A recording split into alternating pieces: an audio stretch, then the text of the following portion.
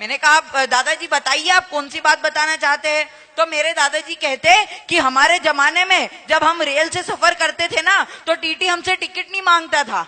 मैंने कहा दादाजी आपकी तो बड़ी पहुंच थी, फिर टिकट आपसे टीटी आपसे टिकट नहीं मांगता था। तो मेरे दादाजी ने कहा बेटा हमारी पहुंच नहीं थी, हमारे पीछे जो जैन शब्द लगा है ना उसे सुनकर टीटी यह सोचता था कि यह तो ईमानदार व्यक्ति है, इसके पास तो टिकट जरूर मौजूद होगा।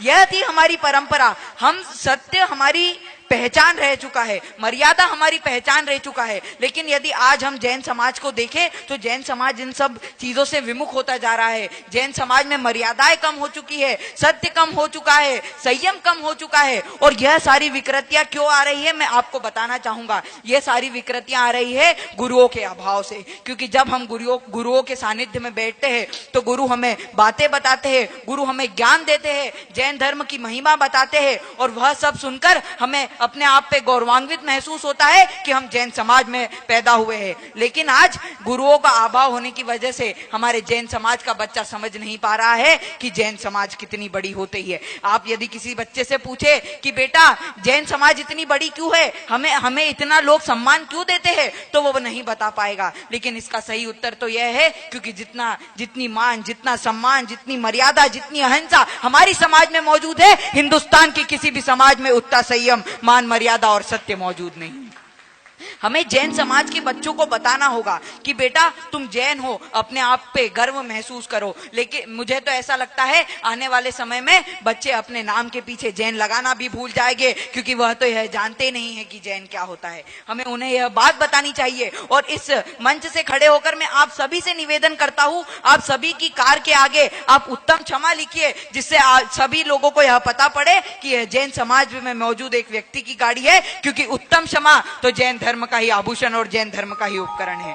मैं तो कहता हूं कि यह वर्षा योग में हम जितना ज्यादा हम संयम अपने जीवन में धारण करें उतना बेहतर है। और हम सभी के मन में जो शंकाएं है आप गुरुदेव के सामने लाइए। मैं कहता हूं इस वर्षा योग में इस पूरे क्षेत्र को हमें समोशरण में परिवर्तित कर देना है, और निश्चित और रोज प्रत्येक दिन हमें गुरु के पास एक शंका लेकर जानी है और गुरुवर से कहना है कि आप प्रवचन में इस बात को जरूर हाईलाइट करें। जिस दिन हमने यह कर लिया, मैं कहता हूं जिस दिन हमने इंदौर जैन समाज के बच्चों को जैन धर्म का, जैन शब्द का, जैन आचरण का, जैन मुनि का, जैन साधुओं का, जैन भगवान का महत्व समझा दिया और मतलब समझा दिया, मैं कहता हूं कि कोई भी जैन व्यक्ति आपको अजैनी के साथ नहीं मिलेगा, या कोई भी जैन व्यक्ति अपने आप को अजैन नहीं कहेगा।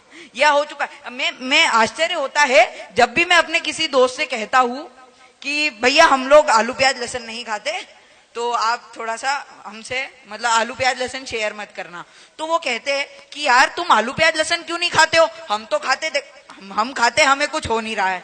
हम खाते, हमारे परीक्षा में अच्छे अंक आते, हम खाते, हमारी टीचर प्रशंसा करती है, हमें कोई बुरा तो हो नहीं रहा है। तो मैंने उन्हें बताया कि भैया जैन समाज का जो प्रथम उपकरण और जो प्रथम आभूषण है वह अहिंसा है, और हम अहिंसा को इतनी उत्कृष्ट बना देते हैं कि एक चींटी भी यदि हमारे पैर से मर जाती है तो हम उसके लिए पश्चाताप में उपवास कर देते हैं। एक चींटी यदि हमारे मुनिराज से मर जाती है तो मुनिराज 2 दिन तक उपवास करते हैं। यह हमारी मर्यादा रही है, यह हमारा संयम रहा है। लेकिन आज जैन समाज का प्रत्येक बच्चा आपको आलू प्याज और लहसुन खाता मिलेगा। इसका कारण क्या है? इसका भी यही कारण है कि हमारे जैन समाज में गुरुओं का अभाव होता जा रहा है। और गुरुओं का अभाव क्यों हो रहा है? क्योंकि हम लोग गुरुओं का चातुर्मास तो कराते हैं, उन्हें बड़े, जैसे आज हम देख रहे हैं इतना बड़ा महोत्सव बनाया जा रहा है, इतनी सारी जनता आई है, लेकिन हम गुरु के पास कभी शंका लेकर नहीं गए कि गुरुवर मेरे मन में ये शंका है, जरा आप इसका समाधान कीजिए। और जिस दिन जैन समाज के व्यक्ति ने, जैन समाज के बच्चे ने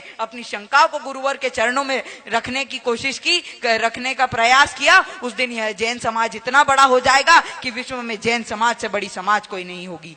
मैं कहना चाहूंगा, आप लोग कहते हैं कि जैन समाज की जनसंख्या कम है इसलिए जैन समाज को इतना महत्व नहीं दिया जाता है। मैं कहता हूं जनसंख्या कम नहीं है, जितनी जनसंख्या है ना उसमें जैन धर्म का महत्व कम हो चुका है। जितनी जनसंख्या है वह जैन धर्म का मतलब भूल चुकी है। और जिस दिन हमने इतनी ही जनसंख्या को जैन धर्म का और जैन समाज का मतलब समझा दिया, उस दिन यह जैन समाज विश्व की सबसे बड़ी समाज बन जाएगी। मैं आपसे कहना चाहता हूं, यह बात तो आप सभी जानते होंगे कि जैन समाज में सबसे ज्यादा टैक्स पेयर पाए जाते हैं।